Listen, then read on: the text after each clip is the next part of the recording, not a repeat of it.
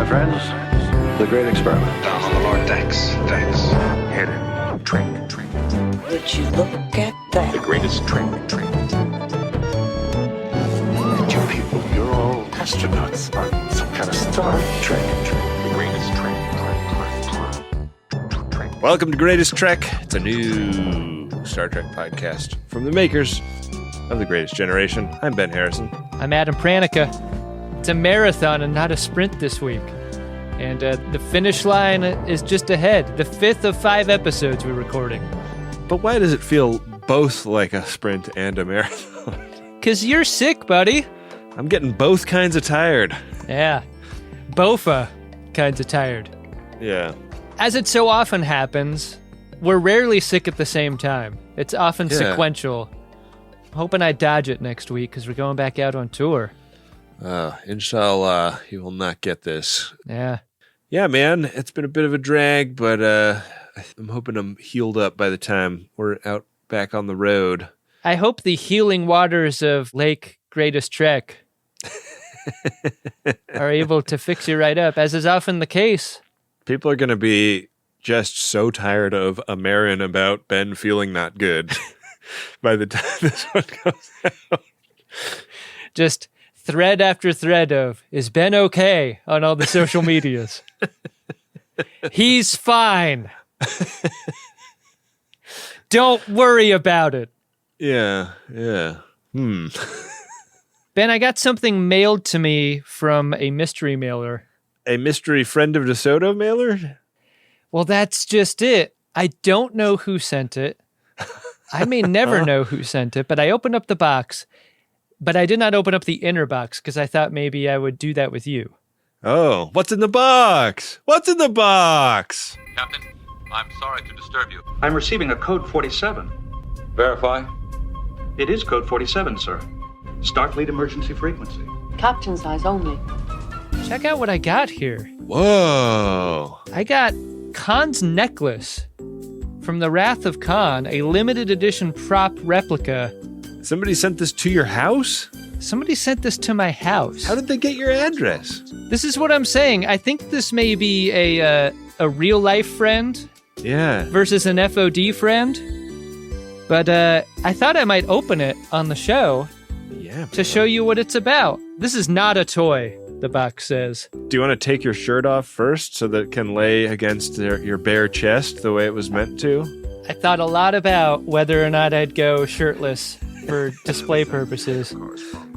Stay tuned for what I decide on doing at the end. Let's get into this thing. Let's do a box opening on Greatest Trek. Wow. And there's no note in the outer box? No, there was nothing in the outer box. It was like cardboard box, packing material, this box inside. It looks mint. Oh, it's mint. It's not used. It's not a factory second. Wow. It's the real thing. It's not going to explode with glitter when you open that thing? God, that would suck so fucking bad. Ah! Now you got me not excited to open this. But I'm gonna. Yeah, gotta do it. All right, look at how... I mean, this is sophisticated box technology here. Oh, yeah, that's really beautiful. Have we sunk to doing unboxing videos? Is that what we're doing right now? You open up the flurp. Okay. I haven't opened up the flap yet. We're going to all see together what's inside. Blackness. Hey, buddy. What's up? Hey, Ricardo, how you doing?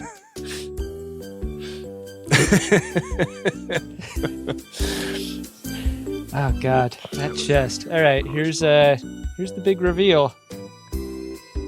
Wow. Whoa. That is technological. Look at that thing. Amazing. Does it have like batteries and light up and stuff? I don't feel like Kahn's did. It wasn't a light up chest necklace, was it? Kahn's distinctive prop necklace incorporated a number of real-world electronic components. Its centerpiece was a broken Federation insignia buckle. Uh-huh. The factory entertainment team studied surviving original props with reference in the Paramount Pictures archive.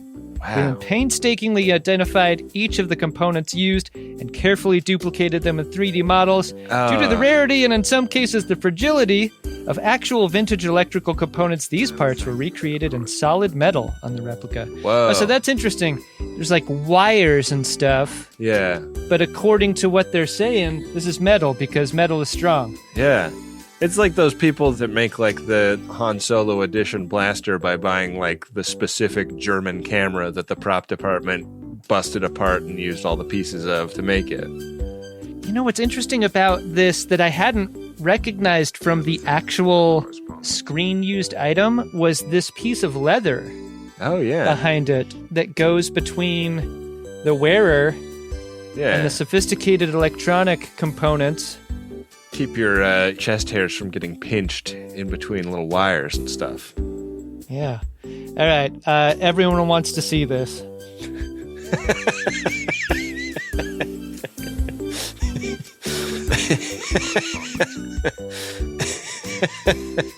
You look great, buddy. See, I don't think there's any way this could go on YouTube after that. Yeah, I think we'd be demonetized. This is nudity. Yeah. You know what? I think it's important that there's the leather underneath it. I think this would be very uncomfortable without it. Yeah. I like that Kahn was living on SETI Alpha 5 and then, you know, a cataclysmic orbital situation gave it the weather of SETI Alpha 6. Uh-huh.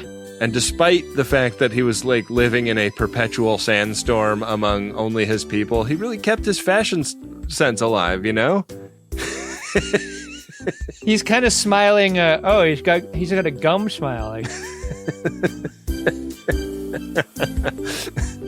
Yeah, Kahn was the kind of guy that would like it. You know, at halftime at the soccer game, would take the orange wedge and do orange peel teeth. Yeah, you know. Yeah, he's super fun at a soccer game. Yeah. Listen, whoever sent me this, and you know, if you're a real friend of mine, you probably don't listen to the show. You'll probably never hear this, but this is amazing. Yeah. I'm so glad to have it in my possession. I'm proud to wear it. I'll never take it off. Factory Entertainment reveals Star Trek II: The Wrath. This is very new. I'm reading a Trek Core article announcing the existence of this thing from June 20th, 2023. Oh, okay. Yeah. This is a limited edition of 1,864 of these. I got 603. Wow. This is not a cheap item. Whoever sent this to you really cares about you. Big time. How about that? Pretty neat. Good for you, I'm going to buddy. wear this to the Prana Cabana next year. Oh, I'll just wear the other half of our Star Trek friendship necklace and be sad. All right, that's probably all that's good for video this time around. If you're watching the video on YouTube, switch over to the episode of the show today. It's Greatest Trek. It's about Star Trek Lower Decks Season 4, Episode 4.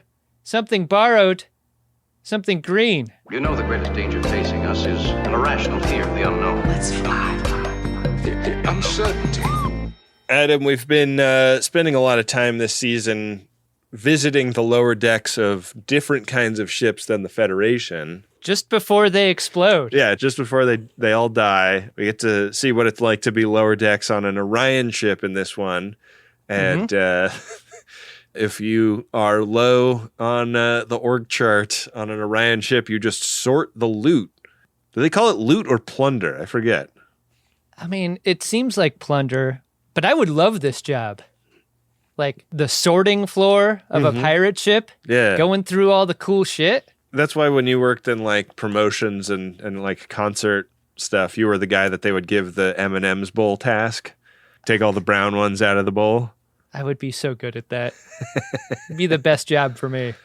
You'd never get a brown M&M in that bowl. This Orion ship seems fun, right? It's got a lot of the grit and grime of a Klingon ship, but it's a lot hornier. The last time I recall being on an Orion ship, it was in that episode of Strange New Worlds with the wheel, the big wooden wheel, the helm. Oh, yeah. As some people call it. That's the one where Pike gets one over on its dumb captain. And that seems like a crew without the sort of joy that this one has. This seems like a great crew. I was sad to see them murdered. Yeah, they run afoul of this tilt ship again. They think they're going to pirate it, and boy, are they wrong. Yeah, the pirate peg leg is on the other shoe, isn't it? Yeah. I feel like we spent a little bit longer with the vaporization part of the sequence this time. It's really brutal watching like the captain and first officer's birdies go to silhouette and get kind of like flayed away. It looks like a very Dick Valet-like type of destruction here of these birdies. Yeah. This is not a painless way to go. And no Ginger Jesus to mourn these people. Yeah. After the theme, Tendi has finished up some bullshit menial task, while Mariner and T-Lin explain that finishing a job is actually one of the best parts of the promotions that they got. Yeah, sometimes there isn't a next thing to do. I have no idea what that feels like. I mean, this is why I've been pushing for you to be given a half pip upgrade for a long time, Adam. What if you had time to spend with your PlayStation 5 or your dog or your wife? It'd be amazing. Yeah. One day I hope to get that half pip. But that is not today. And it is not this month or this year. What are you doing all the time? What are you filling your time with that isn't relaxation? It's a great question. I don't know. I have no idea. I should do a journal, shouldn't I? That'd be good. Yeah. Or like get one of those paper schedule things with the hour by hour. Yeah. And then you could fill your time up with filling that thing out. Yeah. Every line is filling out the journal. Maybe that would give me some useful insight into where my time seems to leak out. Maybe. Probably not. Yeah, I doubt it. They're getting ready to do something fun when the captain comes down and grants Tendi surprise leave to go to her sister's wedding. Doesn't seem like Tendi and her sister have a great relationship if this is coming as a surprise away mission from the captain. I don't love that you can't have private conversations with family members without them going through the captain in this way. Like, Tendi clearly did not want to go to this wedding, does not want to go to this wedding, will not go to this wedding. And yet, because the message is sent through Freeman, like, she has to confront the invitation directly and publicly. Yeah. And that didn't seem right. Well, it comes as a sort of diplomatic obligation because the Federation wants to stay on good terms with the Orions post the disappearance of an Orion ship, which I have to think is the one that we saw vaporized at the beginning of the episode. Wouldn't that suck to be made to hang out with people because work obligates you to do it? I would hate that feeling. I would look for almost any reason to stop working with them. I feel like I'm being subtweeted again. No way. Not a chance. So, like, the combination of public repudiation, like Mariner and T-Lin are like, oh, you gotta go. Not only that, you gotta take us. But Freeman, being the captain, thinking it's gonna be good for relations or whatever, like, that combination has forced Tendi into being okay with something that she wouldn't have ordinarily done.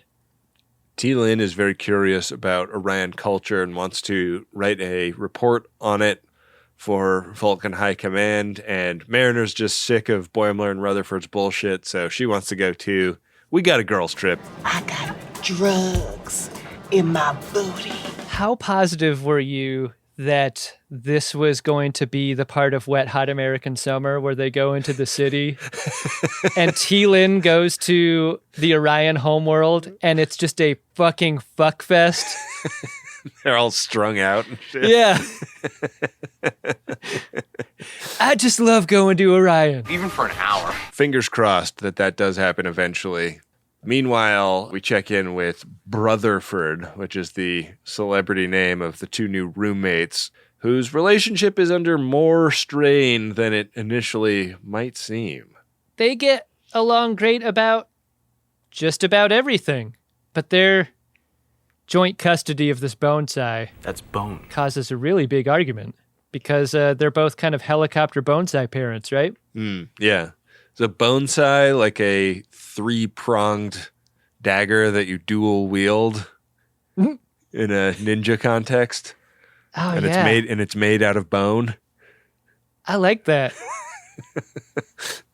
That's nice wordplay. What do they call it? Lil Bone? Lil Boney? Lil Boney was my rap name in middle school. Yeah. So yeah, they're fighting over this spray bottle. And before we get any resolution on the big spray bottle conflict, we cut away to a shuttlecraft coming into Orion orbit, descending through the clouds. And boy, Orion seems a lot less piratey than I was expecting. I was expecting a lot more like jolliness and like wenchery. Yo-ho-ho-ness. Yeah, that's not really the vibe. It's very like genteel looking, like it's like estates and like, you know, really manicured gardens and stuff like that. There's nary a Johnny Depp to be seen. Yeah. Instead, it's more Downton Tendi. Yeah. Which is why our parents would love this episode. Oh, God, they sure would. Yeah. The costumes. The tension between classes. Coming to Masterpiece Theater, Lower Decks, a Star Trek cartoon with swear words in it. We get to meet Tendi's parents. I was so curious about what they'd be like. This is Shona and Baert. Yeah. The Warrior Queen, Shona, they get like sedan chaired into the grounds and meet the parents. And the parents are, you know, excited to see Tendi, excited to get some crap out of their garage, but they are sad and worried about Erica, Tendi's sister, who is the bride-to-be who has been abducted, not during the part of the run-up to the wedding when you traditionally get abducted on Orion. Yeah. A lot of fun traditions on Orion. Tradition! Because Erica's been kidnapped, it is also a tradition that it's Tendi's job to rescue her. So that's what the gang is going to do in this A story. They learn that on Orion, Divana is considered a prime and that this is a job that falls to her. She's a little bit vague about what that means. I was thinking like, man, so they've been on this planet probably like a couple hours at this point, right? Yeah, they just got there. The engines on the shuttle are still warm. But, you know, a noticeable amount of time. And we cut back to the Cerritos and Boimler and Rutherford still playing tug of war with the Mr. bottle that they wanted to use to feed the bonsai tree water. Yeah. Yeah. Quite a struggle, an epic struggle. Yeah. I'm not sure this roommate arrangement is going to last for these two.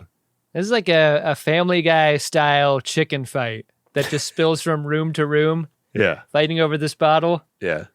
It spills into the holodeck because they've got a holodeck tea time. And this is the holodeck program of my nightmares, Adam. Why, Ben?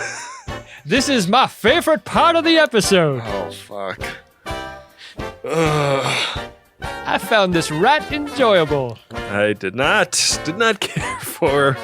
You didn't care for this super hot Twain on Twain action? Yeah, they go Twain to Twain. Yeah. Like the end of Requiem for a Dream in this moment. Yeah. Yeah, it's pretty rough. Keith David's like, I know the seersucker suits are pretty, baby, but I didn't take them out for air. Jesus. Are there enough Requiem for a Dream quotes in our podcasts? I think it's time to bump those numbers up. I saw Requiem for a Dream once in the theaters, and I've never seen it since. I plan on keeping it that way, so I can't remember any quotes but the one. I read a film paper about that movie this week. Really? Coincidentally, yeah. Wow. Yeah. Really like that movie. Were you like hanging out on a college campus or something? What was going on that you were reading a film paper? These things just come to me. Like an academic paper about Requiem for a Dream. Like someone posted it somewhere and I read it. Huh. I'm going to read a paper like that. And you don't have time for Nintendo. I don't know where the time goes, man. I really don't. It's very perplexing. Very perplexing indeed. Oh, fuck. God damn it. You can't do that every time my voice goes into a slightly higher register. The greatest trick Is yet to come. Back on Orion, Tendi, Mariner, and Teal'c arrive at the club, like D''club. Yeah. And every head turns to notice Tendi. Every screw into the skulled head. She can reputation her way into a nightclub if she doesn't want to slay her way in. To me, this was like the centerpiece scene of the episode because we learned Tendi has a rival, and this rival sets up a drinking game immediately upon running into her. Drinking contest! You and I watched these episodes a couple times before recording, but I had to watch this part multiple times because I could not pay attention to what they were saying because this game is so great.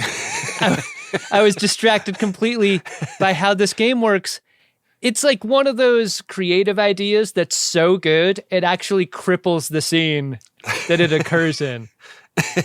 Like, is the thing where if you drink the shot and you cough or something, your hand gets trapped and bitten by the bug? Or, like, how does your hand get trapped and bitten by the bug?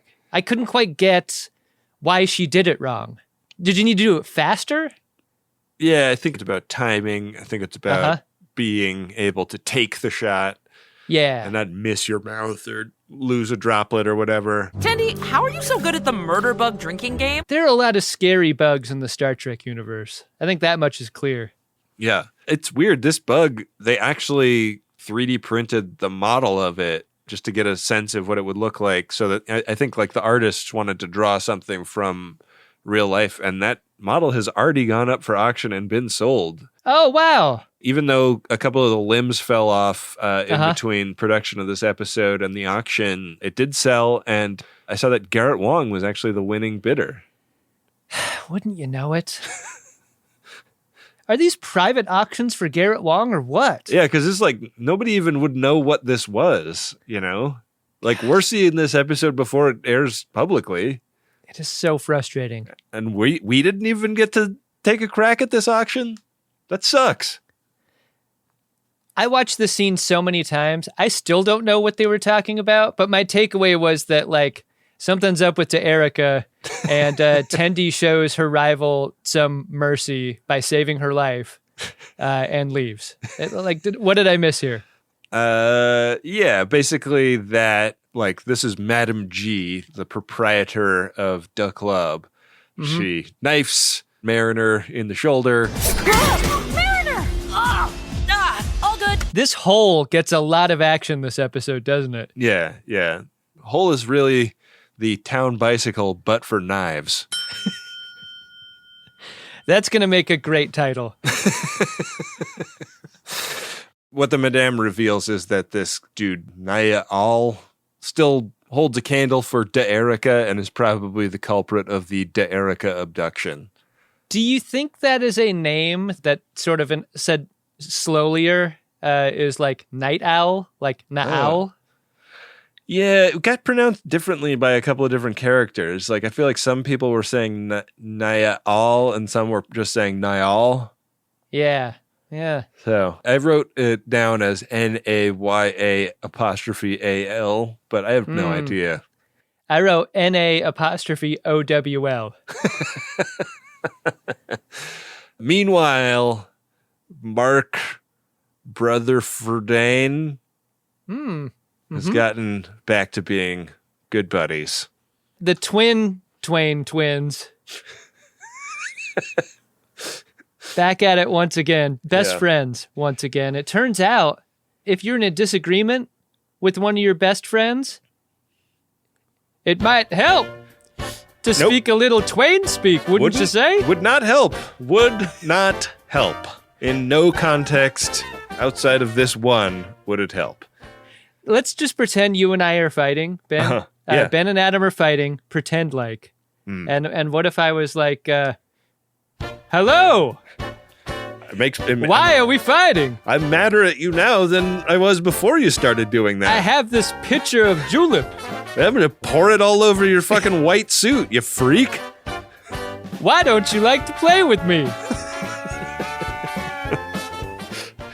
Absolutely nothing happens in this scene except the suggestion that Rutherford and Boimler are friends again through the power of Mark Twain impressions before Ransom calls them to the bridge for real work. They got to go up and help out. It's a good thing, too, because Ransom stops the Twain on Twain fuckfest that, is going to happen at the end of this scene. Yeah. Whichever ensign has to clean out the holodeck after is not going to find green liquid sloshing around in those tanks. Let me tell you.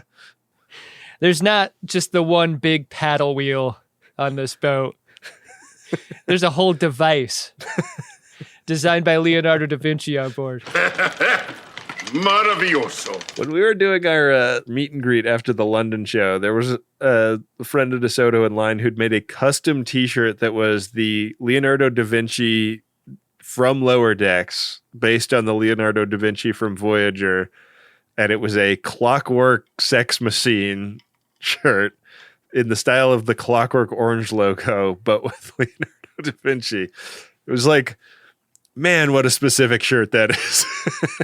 I'm almost positive that person allowed us to use it for the store. Yeah. In my mind, I took a picture of us together. Let's post it when we post the show. I think people would really like this T-shirt for sure. Could we get away with putting that in the store? I mean, that's like a copywritten character, I mean, you'd have to cartoonify Leonardo da Vinci. Yeah. In like the Lower Decks art style. No, but that's what it was. And we saw Leonardo da Vinci in the Lower Decks art style in the show.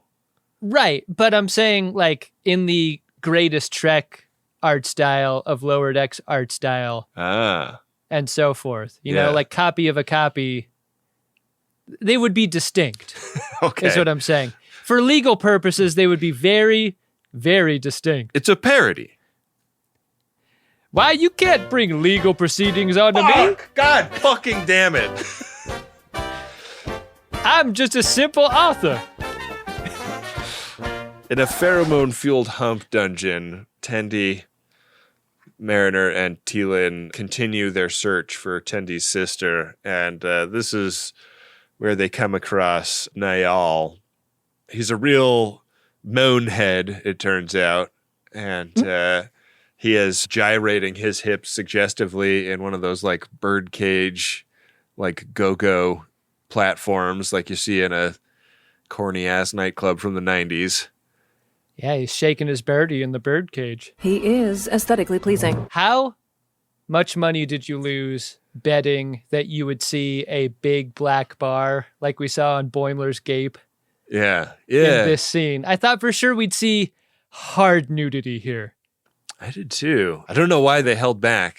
Maybe they just don't want that to be like a joke that they like get fucked out too bad for this show. Do you think they got like in real trouble for that? No. I don't. I think that episode would have been pulled if they'd gotten in real trouble, and it has not been, as far as I know. That was a great moment. One of my favorite moments in all of Star Trek. We meet Ingrida, and we learn a little something about pheromones and Orions, because the word in the Federation that has gone around is that the pheromone thing is a bit, it's a lie that was used to kind of cover up a embarrassing thing that happened to a certain oversexed Starfleet captain getting in the sway of Orions. Here. It's not really a thing. Turns out that some Orion women have the moans and others don't. Not all Orion women. Yeah, so Tendi is in the no pheromones camp, but she is irresistible to gentlemen. I really got Ursula from The Little Mermaid vibes from Ingria. Relax, have a drink, get lascivious. She really had that kind of energy, but like Tendi has counter pheromones. Yeah. And she was kind of blurping them in the air, and it gets all the henches to stand down. Yeah. We also get that moment where Teelin is like a little bit snipey to Ingrida, and Mariner catches the knife that was meant for Teelin. Do you think it hurts more when a dagger goes into a previous dagger's hole? Or is it like less? Is it like, oh yeah, I already had a wound there, so.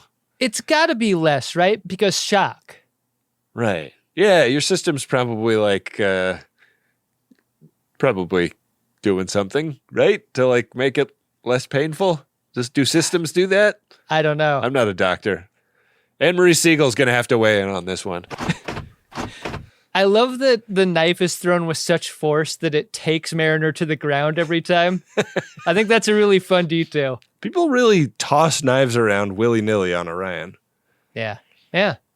Nayal admits to having the hots for Erica and being the sort of person that follows her around from time to time. And the last time you saw her was in a place they know to be the ship graveyard. Yeah. Couldn't have called it the Boneyard? No, the Boneyard is like the name of a club. Or the Orion. Name of an area with lots of bonsai trees? Yeah. Yeah. Do you think the Boneyard is the name of a restaurant on planet Moopsy? Moopsy. We need to score a lot of laps fast. We're licensed businessmen.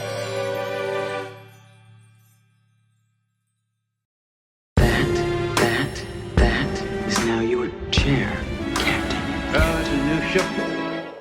Back on the Cerritos Bridge, Kokar is angry. He's pissed about sharing the space around a nebular that both ships want to scan. And Freeman hangs up the FaceTime and tries to figure out how to get joint sensor custody at this thing when Boimler and Rutherford have an idea of how to make them stop fighting. What's the best way to do diplomacy? What's a surefire way to not piss one person off a ton? Yeah. What's a way to make it fun and funny every single time? We cut over to the holodeck to find out. I was thinking, give this dude a hockey puck of red sustenance. It took me until the end of the episode to recognize what kind of alien this guy was. This is a Chalnoth. Yeah. This is from that Allegiance episode of TNG. Yeah, they couldn't eat the hockey pucks. I am kind of alien racist about screamy aliens like this guy. Like, he's just an angry screamer guy. I think I at first thought maybe he was the kind of alien that the shapeshifter lady in the mines in Star Trek 6 turned into. Yeah. Maybe he was Chalnoth too. Maybe she was repping Chalnoth. Yeah, he's got knee genitalia. Hey, it's not cool to be in Chalnoth face if you're not Chalnoth. Yeah. Hey, their culture isn't your, like, holiday party or whatever. Oh, and if you're going out to a music festival, why don't you leave the Chalnoth headdress at home? Yeah. You shouldn't even have it at home. Yeah. Come on. It's 2023. Throw it away and maybe quad box apology immediately thereafter. Kokar hates Mark Twain almost as much as you, Ben. Yeah, Twaining does not work for these captains. I think that Freeman doesn't really know what to do, and Kokar definitely doesn't know what to do. Why am I wearing this itchy hair hat? Kokar's like, is this your idea of diplomacy? And Brutherford is like, this is diplomacy. Yeah. It seems like we may be heading for a diplomatic incident. But the gang on the girls' trip arrive at the Boneyard and find a USS Raven-class starship derelict among the pile there. And this is where Tendi and her sister used to hang out as kids.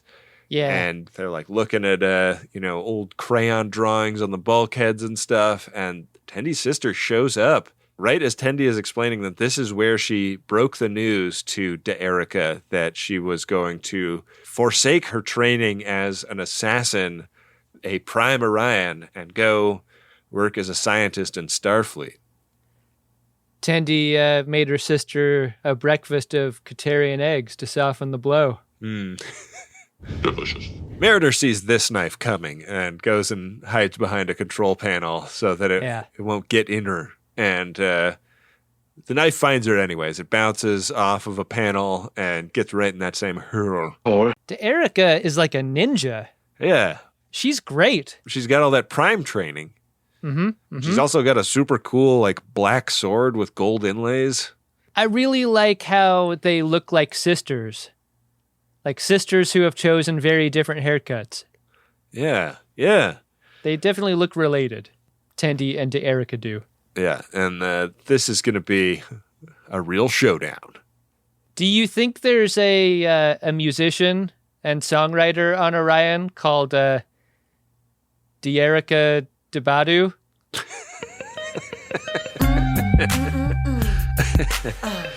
Knife lady, you gon' miss your bus. You can't hurry up, 'cause you got too many blades. So stab knife into a shoulder. That was the easiest pimp job I've ever had. Back in Boimler and Rutherford's quarters, we follow up with Kokar. Yeah, who's for some reason in there with them? Yeah, like, it really feels like Boimler and Rutherford are kind of leading the mission at this point. That's what happens when you get that extra half pip, right? Yeah, I watched this episode twice. Admittedly, I was sick. I didn't understand what was going on at this point. Yeah. Kokar is calmed down through the power of a bonsai. Yeah, how can a Chalnoth not eat red puck, but they can eat bonsai? Yeah. Yeah, this thing's good as hell. And he washes it down with some of the Mister. Mister! I have no bonsai, but I must eat? I get that reference. And he's like, cool, well, thanks for giving me a delicious snack. You're welcome to scan this nebula now. What was in that bonsai? Yeah, was that like a weed bonsai? I think it was. Yeah, it was a jazz bonsai. Pretty great. Yeah. I had a great uncle that was a jazz bone. Sigh. Any requests? Night bird. Back in the Orion sword fight, it's still happening. Yeah. And in it, Erica explains that she kidnapped herself to get Tendi to come to her wedding. And this is confusing to me too, because Tendi was always going to go to the wedding. At least that's what she says here. Well, she wasn't, like, aware of the wedding at the beginning of the episode. It's like that thing where you're caught in a lie and you're like, no, I was always going to do that. Yeah, yeah. I feel like this is a big misunderstanding between the two of them because Erica interpreted Tendi leaving as dooming Erica to have to, like, live up to her sister for real by taking on all of the family responsibilities that Tendi left behind, including becoming a super assassin or whatever, which is just part of their culture. It's okay. Yeah. No judgment. No. Tendi was escaping this life, but also kind of shackling her sister to it. And I think her sister maybe interpreted that as Tendi doesn't give a fuck about her sister, and that was not the message Tendi was trying to send. So I guess that's why Erica thought Tendi, like, wouldn't have cared about the wedding or wouldn't have come otherwise. Yeah, there's some real, like, succession shit here between Erica and Tendi, and whose responsibility falls on the eldest girl or whatever. Is that what Succession is about? Basically, yeah. I don't know why people like that fucking show. I love it. Love it so much. Ugh. Fuck off! But there's, like, the familial pressure that is unwelcome and unavoidable here. And without having to dress up as Mark Twain, they're able to make up here in this scene with about 2 hours to spare before the wedding ceremony. Yeah, but that means they're going to be fucking late, and that's no good. So Tendi has to think fast and hop under a panel and hotwire this ship to get them there in time. As they are in flight, Tendi kind of asks Tila to be a little bit vague about some of the details of Orion culture because Tendi stays embarrassed about all this shit. How about T-Lin being an enthusiastic proponent of consent? Yeah. She's like, yeah, I'm going to lose these documents completely. T-Lin does her girl a solid. T-Lin is cool. Thing is, Tendi, you can't ask to go off the record after the interview. Right. So she's actually lucky she found a reporter giving her that grace. Indeed. I thought the wedding was beautiful, Adam. He looks radiant. I liked that Tierica's husband was played by Tim Heidecker, and you're like, wait, wow, that's Tim Heidecker. Cool. And then doesn't have any lines at all the whole time. And you're like, huh. I mean, like, yeah, I know it wasn't about him, but like, he's like a very talented comedic performer. It's strange that he had no lines in the whole thing. Sometimes people just want to participate. Yeah. What does it do it? I don't know. He calls me dude a lot. I like how the cartoon style of this show depicts disheveledness. Like when they emerge from the ship and go to the wedding, like it's neat to see them a little bit ratty. Yeah, except for Tierica doesn't seem to have really suffered much. Like almost all of the disheveledness has befallen Mariner and Tendi. Teal'c is looking clean cut and ready to go, and so is the lucky bride. You didn't pay attention to Teal'c's bangs. They're mussed, Ben. Are they mussed? Those are mussed bangs. Fuck. That's how you know she got fucked up in that landing. Maybe they all threw themselves at the front of the cockpit of the USS Raven and protected Tierica's look. Yeah. You got to do that. It's your big day. Back on the Cerritos, Tendi and Mariner and Teal'c show off pictures from their time on Orion. That's fun, right? Yeah. Showing the vacation pictures. Brutherford get a little jealous. Yeah. About this cool trip that the girls got to go on. Hey, Boimler, you can't always be the A story. Yeah. The promotion to Lieutenant Junior grade has been great for him, but he doesn't seem to be the center of the show anymore, you know? No. Yeah. And I think that's fine. Yeah, I'm into that. Well, we get harpsichord to credits. Brutherford are not allowed to do Mark Twain anymore. Thank fucking God.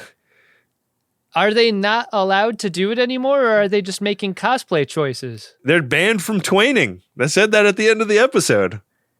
I can't believe that.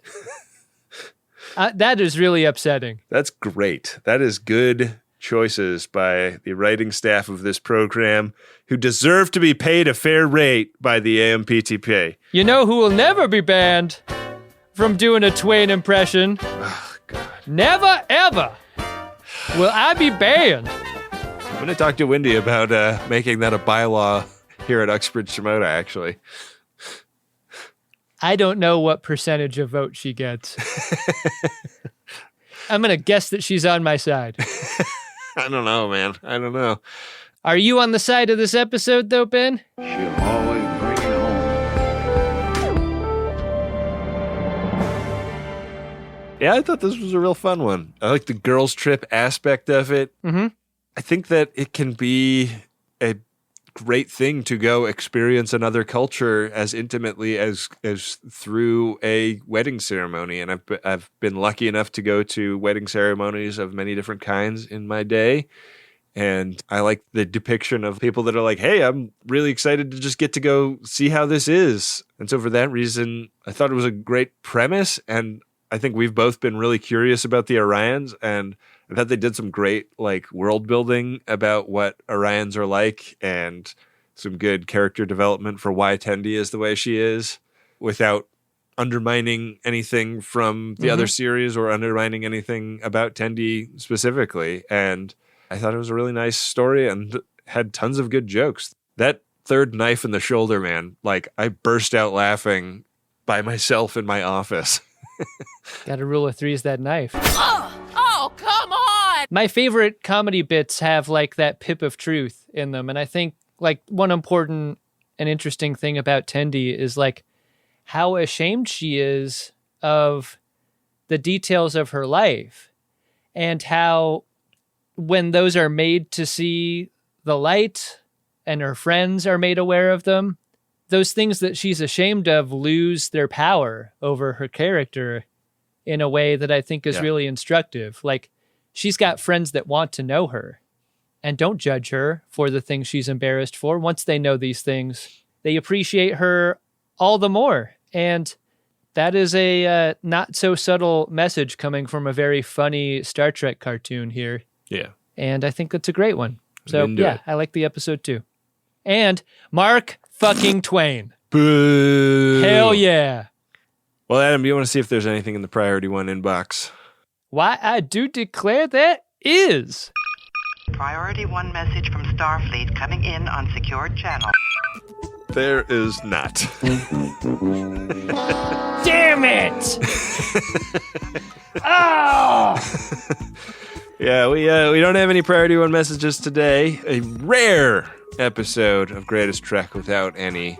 If you'd like to get a message out of a personal or commercial nature and want to reach a whole lot of friends of DeSoto while doing it, this is a great way to both support a show you really like and also get a message out to a lot of people. So, hey, go get a priority 1 message at MaximumFun.org/Jumbotron.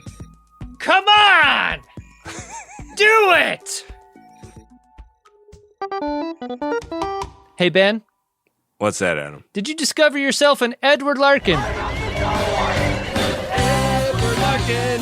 I'm going to go Madam G. I think if you own a murder bug drinking game, you got to be really fucking good at murder bug drinking game. Like, best in the biz at murder bug drinking game. Because it's a murder bug. The stakes are murder. The implication is that neither of these people have ever lost this game. Yeah. Because murder bug.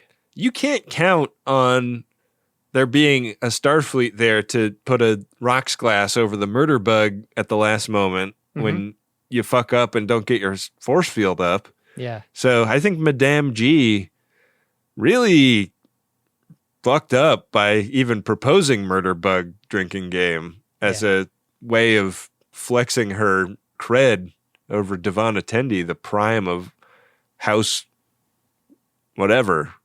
Oh, sure. Yeah. Whatever that house. Do we know the name of the house? Atreides. Yeah, so I think that's my Edward Larkin for this episode. How about yourself? Did you find one? I don't know if I'll ever have this opportunity again, but my Edward Larkin's going to be T. Lynn for throwing the pad out the window. I don't know if we'll ever get an episode where she's as Larkin-y as she is here. Good for her. Good for you, T. Lynn. She had to have been voted Edward Larkin in the one episode where she got booted off the Vulcan ship. I don't remember if she was the one for that episode, but she certainly is here. And also, must bangs.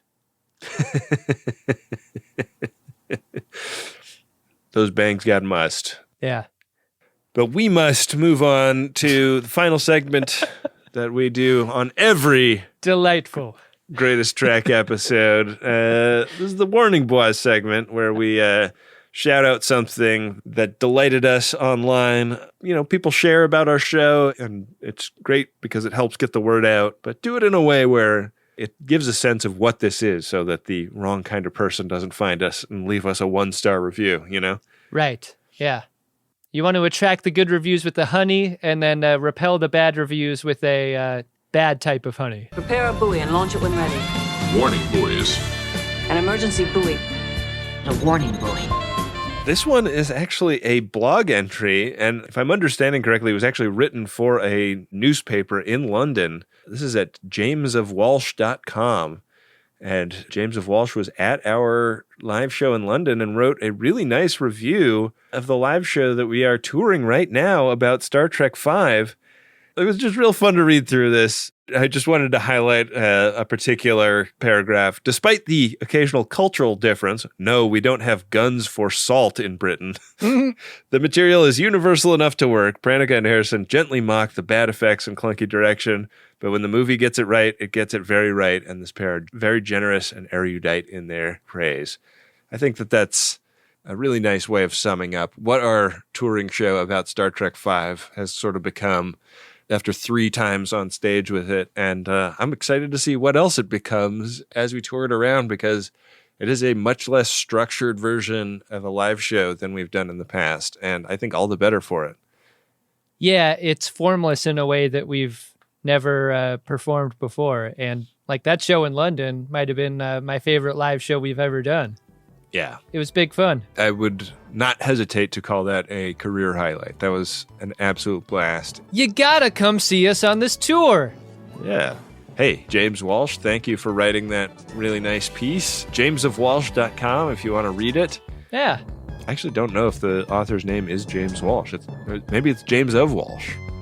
Well, that would be weird. Who knows? Want to thank Ryan for being our special guest editor of today's episode. Yeah. Take it away, Ryan. Thanks, Ryan. Greatest Trek is an Uxbridge Shimoda podcast on the Maximum Fun Network. It's hosted by Ben Harrison and Adam Pranica and produced by Wendy Pretty. This episode was edited by Ryan Whedon. Ben and Adam will be back next week to review Season 4, Episode 5 of Star Trek Lower Decks. It's called Empathological Fallacies. All of the original music for this show was composed by Adam Ragusia. He has a podcast and a YouTube cooking channel, both of which you can find by searching for Adam Ragusia. Thanks as always to Nick Ditmore for creating the show art and to Bill Tilley for managing the @GreatestTrek social media pages on Instagram, Threads, Twitter, and Mastodon. Give those accounts a follow and use the hashtag #GreatestTrek when you talk about the show online. We want to say a big thank you to all the Max Fun members who support the show financially. If you'd like to become one, visit MaximumFun.org/join, where you can sign up and instantly gain access to a ton of bonus content. There are also many ways to support the show for free. 5-star ratings and positive reviews on Apple Podcasts or recommending the show to someone you know are great ways to boost the show's visibility and spread the word. Thanks for listening. We'll see you next week on Greatest Trek.